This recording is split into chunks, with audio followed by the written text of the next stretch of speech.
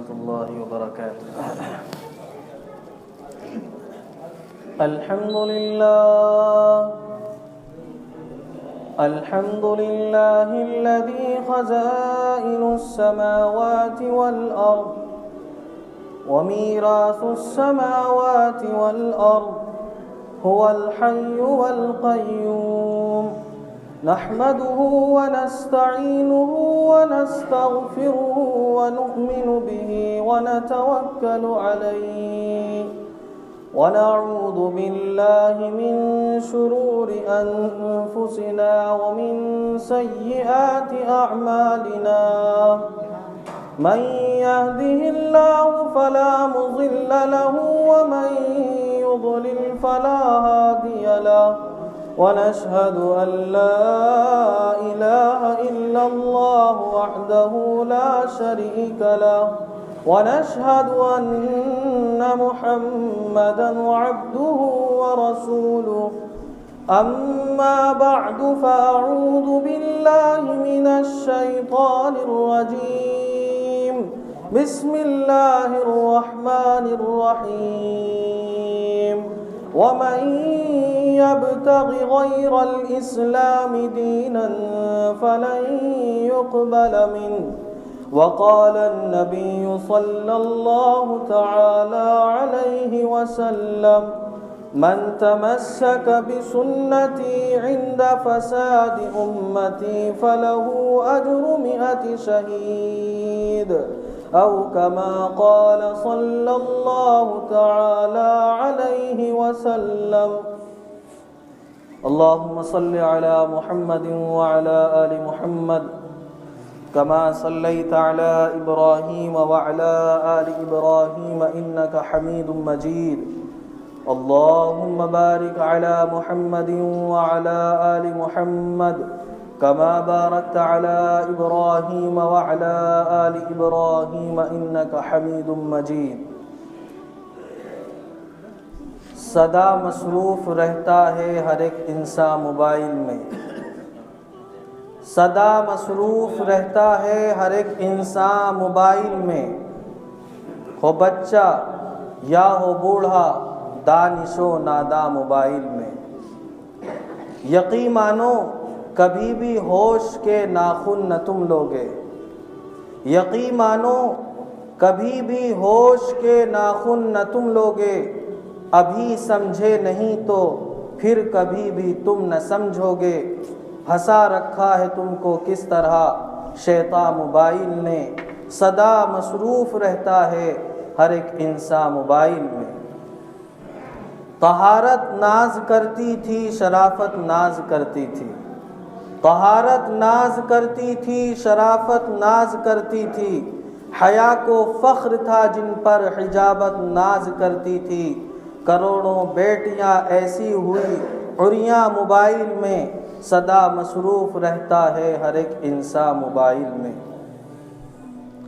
ہزاروں معصیت ایسی تھی جن میں خوف ذلت تھا، ہزاروں معصیت ایسی تھی جن میں خوف ذلت تھا، بہت مشکل تری راہیں تھی اور کوہ مشقت تھا، گناہوں کی سبھی راہیں ہوئی آسان موبائل میں، سدا مصروف رہتا ہے ہر ایک انسان موبائل میں۔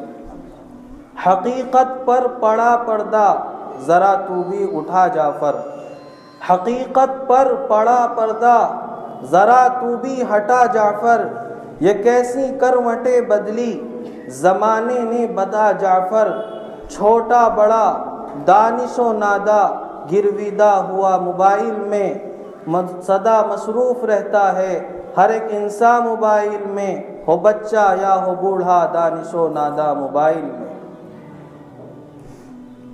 اس پرآشوب اور پرفتن دور کے اندر اسمارٹ فون کے ذریعے انٹرنیٹ، فیس بک، واٹس ایپ کی جو گندگیاں ہیں وہ اتنی بری اور غلیظ ہیں کہ ان کو بیان کرنے، سمجھانے اور نقل کرنے کو جی نہیں چاہتا، لیکن روزانہ وجود میں آنے والی خصوصاً 5 نمازوں میں پیش آنے والی تباہ کاریوں، غلطیوں اور غفلتوں کی وجہ سے ظاہر کرنا پڑ رہا ہے۔ دعا کریں کہ اللہ رب العزت والجلال ہم سب کو اس مہلک خطرناک فتنے سے محفوظ فرمائے اور مثبت انداز میں استعمال کرنے کی توفیق عطا فرمائے۔ یہ اتنا بڑا جان لیوا فتنہ ہے کہ اس سے بچنا بہت مشکل اور دشوار ہوتا جا رہا ہے۔ ہر چھوٹا بڑا، بچہ ہو یا جوان، عالم ہو یا جاہل، کمزور ہو یا طاقتور، شہری ہو یا دیہاتی، کاروباری ہو یا مزدور، اپنا ہو یا غیر، دوست ہو یا دشمن، ہر انسان اس فتنے کا شکار ہوتا چلا جا رہا ہے، اور شریعت مطہرہ کے اصولوں کو پامال کر کے نبی کریم صلی اللہ علیہ وسلم کے پاکیزہ دین کو چھوڑ کر اپنی زندگی کا چین و سکون ختم کرتا جا رہا ہے۔ باوثوق ذرائع اور اطلاعات سے یہ خبریں موصول ہیں کہ ہر 4 گھنٹے بعد سسٹم پر ایک گندی فلم اپلوڈ ہوتی ہے، بنتی ہے۔ روزانہ جو ای میل لکھی جاتی ہیں ان میں 2.5 جنسی چیزوں سے تعلق رکھتی ہے، جن میں 40% ہماری ماں اور بہنوں کا کردار ہوتا ہے، تقریباً 35% انٹرنیٹ کا شکار ہونے والی ہماری خواتین ہیں۔ جماع اور صحبت کے وقت مرد اور بیوی کا آپس میں مطمئن نہ ہونا، گھروں کے اندر چین و سکون کا ختم ہونا، زندگیوں کا تباہ و برباد ہونا موبائل کے غلط استعمال کا نتیجہ ہے۔ جس طرح شراب پینے والا شروع میں چھپ چھپ کر شراب پیتا ہے، پھر بے شرم اور بے حیا بن کر کھلے عام چوراہوں پر خریدتا اور پیتا ہے، اور پھر اس کو پیتے پیتے اس مقام تک پہنچتا ہے کہ اس کے بدن کے 360 جوڑ شراب مانگتے ہیں، اس کا خون شراب مانگتا ہے، اس کا گوشت شراب مانگتا ہے، اس کا مزاج شراب مانگتا ہے، اور وہ مجبور ہوتا ہے، اگر پیسے نہ ہوں تو قرض لینے کے اندر بھی کوئی شرم و حیا محسوس نہیں ہوتی، وہ راتوں اور دنوں کے اندر اس کا عادی بنتا ہے، اگر اس کو چھوڑ دے تو بدن خراب ہونا شروع ہو جاتا ہے۔ یہ اس سے بڑا فتنہ ہے کہ غلط استعمال کرنے والا شروع میں اس کو غلط سمجھتا ہے، پھر بے حیا بے شرم بن کر اپنے ماں باپ کے سامنے، اپنے بڑوں کے سامنے، حتیٰ کہ مہمانوں کے سامنے ان کے احترام کو پامال کرتے ہوئے اپنے موبائل کے اندر مشغول ہوتا ہے، اور پھر نتیجہ یہ ہوتا ہے کہ گندی چیزیں دیکھنے کے اندر ان کا مزہ بھی ختم ہو جاتا ہے، آنکھوں کی روشنیاں ختم ہوتی ہیں، دماغی توازن بیکار ہو جاتا ہے، صحت خراب ہونے لگتی ہیں، لیکن پوری رات پبجیوں میں گزار دیتا ہے اور گیموں کے اندر گزار دیتا ہے، اور نیند آتی ہے، موبائل گرتا رہتا ہے، بار بار اٹھاتا ہے، نہ دماغ سمجھتا ہے کہ کیا دیکھ رہا ہوں، نہ آنکھیں صحیح طور پر دیکھ پاتی ہیں، لیکن اس کا عادی بنتا ہے، عادت اس کو مجبور کرتی ہے۔ یہ ایک ایسا خطرناک فتنہ ہے جس نے جھوٹ کو عام کر دیا۔ اگر سفر کے اندر ہم کسی سے بات کرتے ہیں تو 20 منٹ کے راستے کو 10 منٹ بتاتا ہے، اور جبکہ نبی کریم صلی اللہ علیہ وسلم کا صاف فرمان ہے کہ جو مذاق کے اندر جھوٹ بولنا چھوڑ دے، میں جنت کے درمیان میں ایک اچھا گھر دلانے کی ذمہ داری لیتا ہوں۔ آج اس کی وعدہ خلافی نے اتنا مجبور کر دیا کہ انسان اس گناہ کو گناہ نہیں سمجھتا، اور بار بار اپنے بات کرنے والے کو دھوکے کے اندر مبتلا کرتا ہے کہ آج آپ کا کام ہو جائے گا، کل ہو جائے گا، وعدہ خلافیاں ہوتی ہیں، جبکہ اتنا بڑا گناہ کہ کل قیامت کے دن شرم گاہ کے اندر ایک جھنڈا لگایا جائے گا جو اس بات کی واضح نشانی ہوگی کہ یہ انسان وعدوں کو توڑتا تھا۔ بہت سارے گناہ جو انسان مجبور ہوتا تھا ان کو کرنے کے لیے، لیکن اس موبائل کے غلط استعمال نے ان کو آسان بنا دیا ہے، اور نتیجہ یہاں تک پہنچتا ہے کہ زندگی کا چین و سکون ختم ہوتا جا رہا ہے۔ آج ہماری مسجدیں اس سے محفوظ نہیں، آج دینی مراکز اس سے محفوظ نہیں، جبکہ بہت سارے فوائد اس کے اندر ہیں، ہزاروں کتابیں اپلوڈ کر سکتے ہیں، علمی خزانے ہم پڑھ سکتے ہیں، سن سکتے ہیں، ہم اپنے حلال کاروبار کو چلا سکتے ہیں، ہم دور دراز رشتہ داروں سے اپنے تعلقات کو استوار بنا سکتے ہیں، ان سے اچھے تعلقات قائم کر سکتے ہیں، اور اسی کا غلط استعمال جہنم کی طرف پہنچاتا ہے۔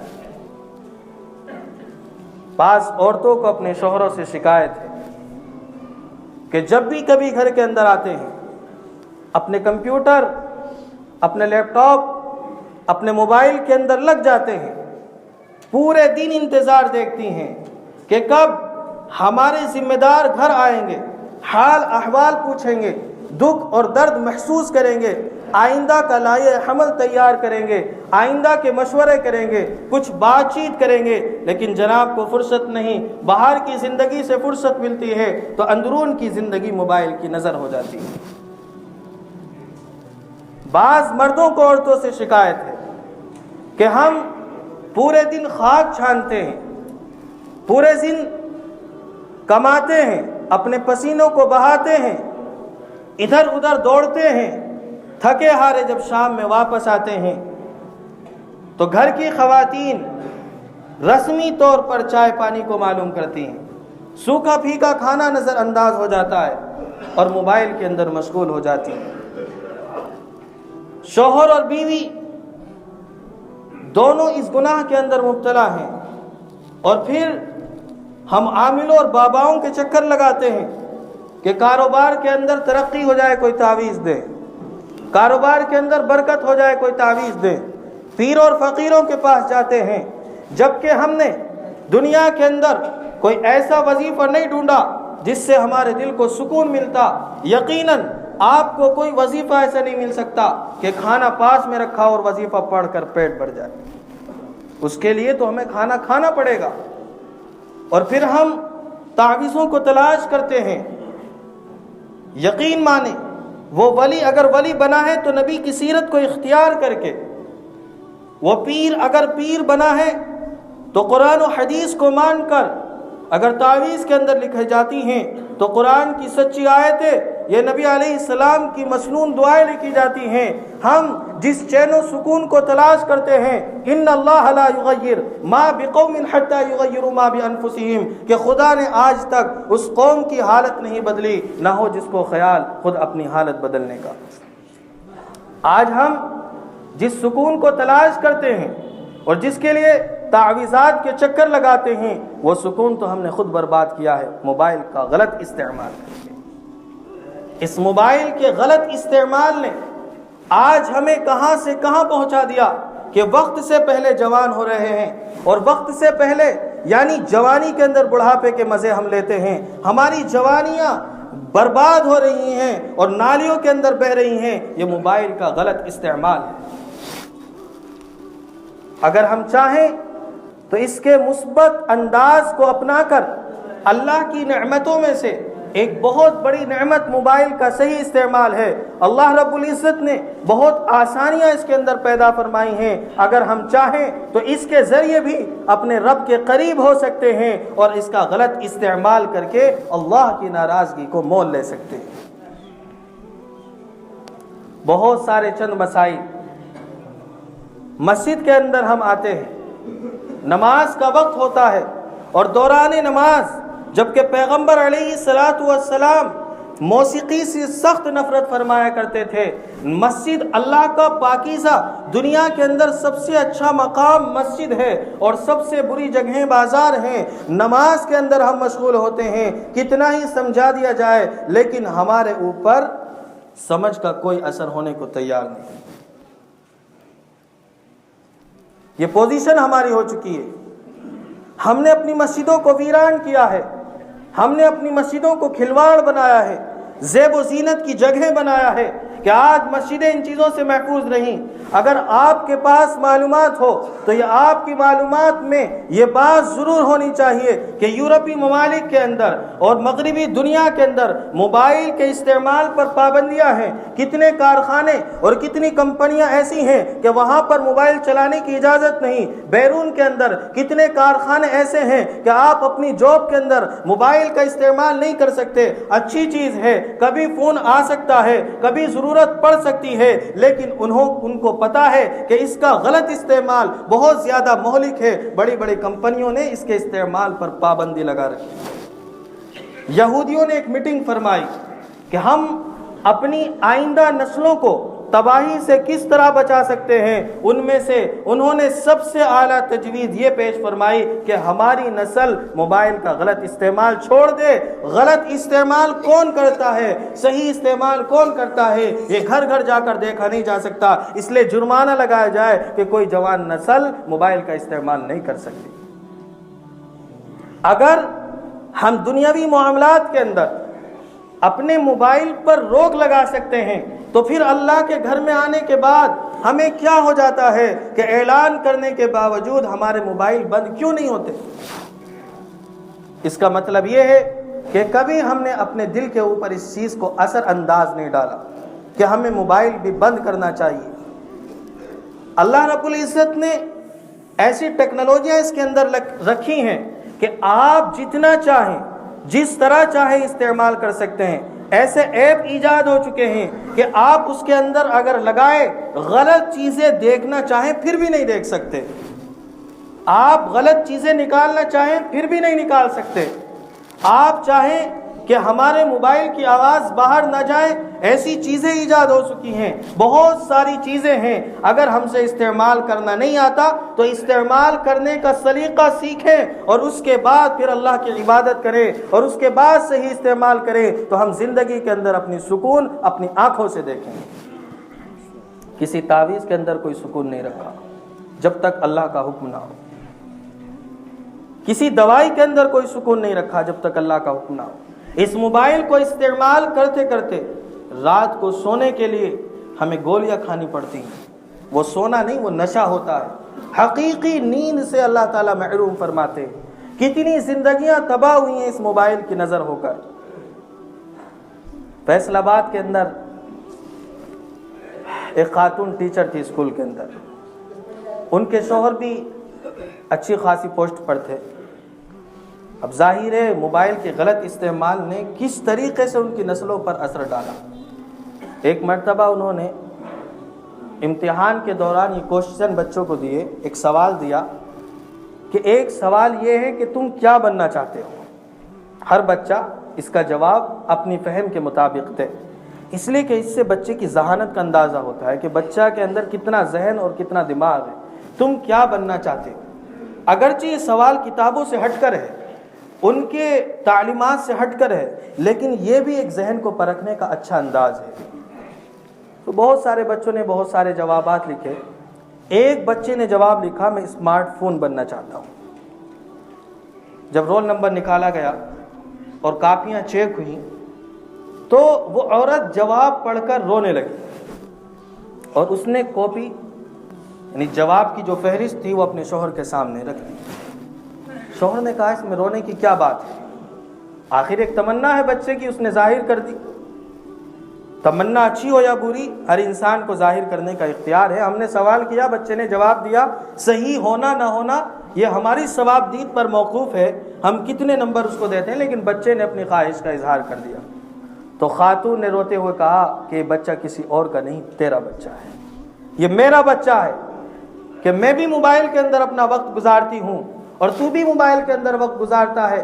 تو بچے نے جواب کی وضاحت کرتے ہوئے فرمایا کہ ابا جان پورے دن باہر ہوتے ہیں, اسکول کی زندگی میں ہوتے ہیں وہاں بھی موبائل سے فرصت نہیں ملتی، گھر آتے ہیں اپنے کمپیوٹر میں لگ جاتے ہیں، اپنے موبائل میں لگ جاتے ہیں، کبھی خیر خیریت معلوم کرنے کا موقع نہیں ہوتا کہ بیٹا آج کیا کھاؤ گے، کیا پیو گے، کیا پہنو گے، کہاں جاؤ گے، کہاں گھومو گے۔ اماں پورے دن کام کاج کے اندر مشغول ہوتی ہیں، ابا آتے ہیں کھانا ان کے سامنے نوکر رکھ دیتے ہیں، صفائی کرنے والے نوکر ہمارے گھر کے اندر موجود ہیں۔ ان تمام چیزوں میں نہ اماں کو فرصت ملتی ہے نہ ابا کو فرصت ملتی ہے۔ کاش کہ میں اسمارٹ فون ہوتا کہ میرے ماں باپ مجھ سے محبت کا اظہار کریں۔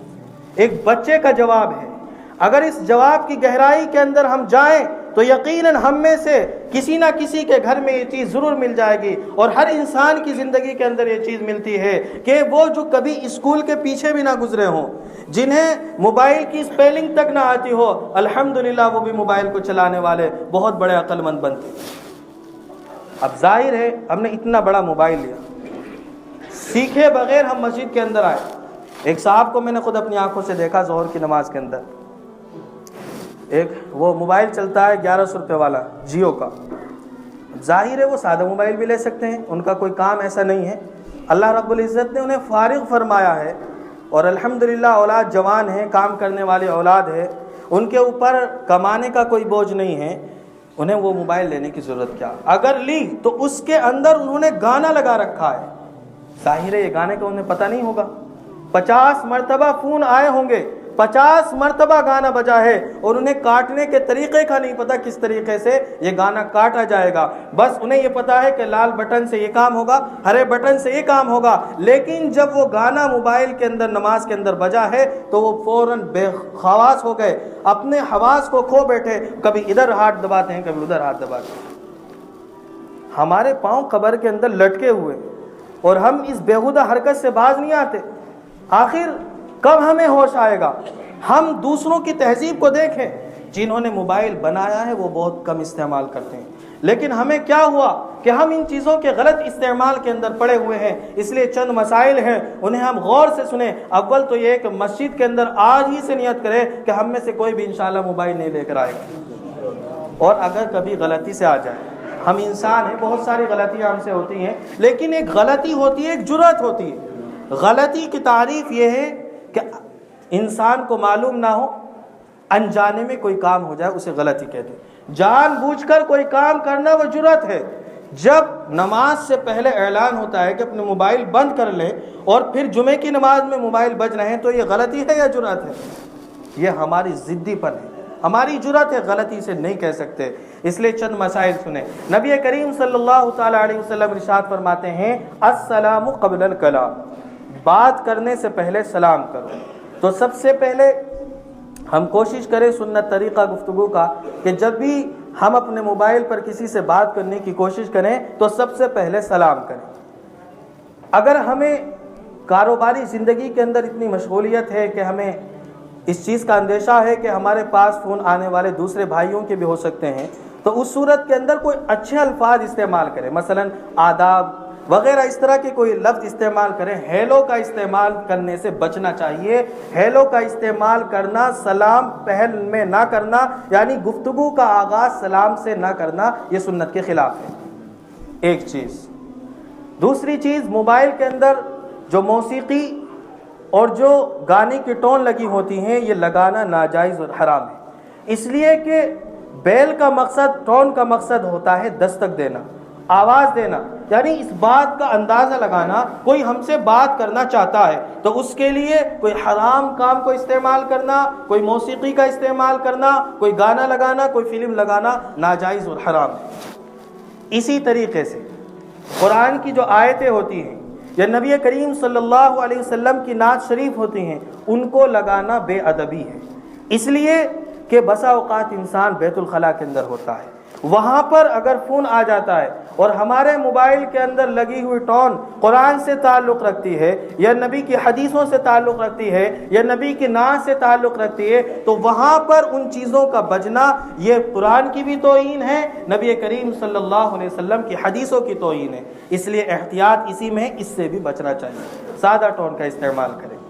اسی طرح افضل طریقہ تو یہ ہے کہ مسجد میں آنے سے پہلے ہمیں فکر ہونا چاہیے۔ آخر ہمیں فکر ہوتا کیوں نہیں؟ یہ بات کس طریقے سے ہم ہضم کر جاتے ہیں اور برداشت کر جاتے ہیں کہ ہم مسجد آ رہے ہیں، نماز پڑھنے آ رہے ہیں اور اپنے ساتھ گناہ کو بھی ساتھ لا رہے ہیں۔ اول درجہ تو یہ گھر پر رکھ دیں، اور اگر آدمی کہیں ایسی مشغولیت سے آ رہا ہے، گھر جانے کا موقع نہیں ہے، تو مسجد کے اندر آ کر اس کو سوئچ آن کر لیں، اسی طریقے سے اس موبائل کو بند کر لیں۔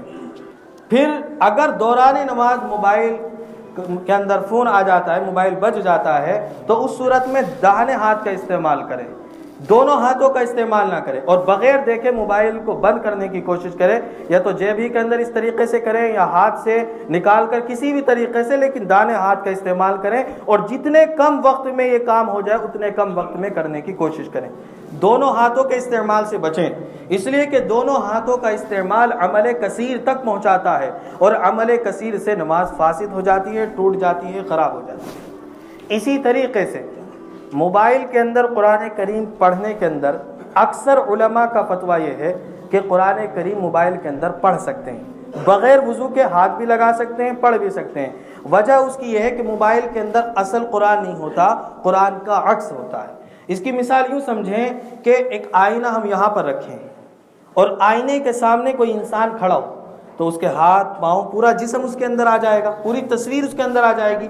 لیکن اگر آپ اسے پکڑنا چاہیں، کوئی پکڑ نہیں سکتا، اسے کاٹنا چاہیں تو آئینہ کٹ جائے گا، لیکن وہ انسان تو نہیں کٹ سکتا۔ معلوم یہ ہوا کہ دن کی جو سورج کی روشنی ہوتی ہیں، ان شعاعوں سے ٹکرا کر وہ عکس بنتا ہے، حقیقت میں وہ انسان اس آئینے کے اندر نہیں ہوتا۔ اسی طریقے سے ہواؤں کے ذریعے جو نیٹ ورک آتے ہیں، ان میں اصل قرآن نہیں ہوتا، قرآن کا عکس ہوتا ہے۔ قرآن اصل ہو تو اسے تو بغیر وضو کے چھونا جائز ہی نہیں ہے، بغیر وضو کے پڑھ تو سکتے ہیں زبانی، لیکن چھونا جائز نہیں ہے۔ لیکن موبائل کے اندر بغیر وضو کے بھی پڑھ سکتے ہیں۔ اب اس میں غلط فہمی کا شکار نہیں ہونا کہ اسی میں پڑھنا ضروری ہے، اصل تو انہی میں پڑھنا ضروری ہے۔ تقوی کی بات بھی یہ ہے، لیکن ہر وقت ہم انہیں اپنے ساتھ نہیں رکھ سکتے۔ ہم سفر بھی کرتے ہیں، گاڑیوں کے اندر بھی جاتے ہیں، کبھی رش زیادہ ہوا تو قرآن کی بے ادبی بھی ہوگی، گر بھی سکتا ہے، اور ہمیں ضرورت بھی پیش آ سکتی ہے، لیکن موبائل کے اندر ان تمام چیزوں سے ہم بچ سکتے ہیں۔ تو اعلیٰ درجے کی بات تو یہ ہے کہ اسی قرآن کے اندر ہم پڑھیں، قرآن کا نسخہ ہمارے سامنے ہو، لیکن تلاوت چھوڑنے سے بہتر یہ ہے کہ انسان ادھر ادھر کی باتیں سننے پڑھنے سے اچھا ہے کہ موبائل ہی کے اندر قرآن سن لے یا پڑھ لے، لیکن ادب کا خیال رکھنا ہمارے لیے انتہائی ضروری ہے۔ تو یہ چند مسائل ہیں، ان کا ہمیں خیال رکھنا ضروری ہے۔ اللہ رب العزت سے دعا کریں کہ اللہ تعالیٰ اس کے غلط استعمال سے ہماری حفاظت فرمائے۔ اگر ہم اس کا صحیح استعمال کریں گے تو بہت سارے علمی خزانے بھی ہمارے پاس آ سکتے ہیں۔ اللہ تعالیٰ کہنے سننے سے زیادہ عمل کی توفیق عطا فرمائے۔ وآخر دعوانا الحمدللہ رب العالمین۔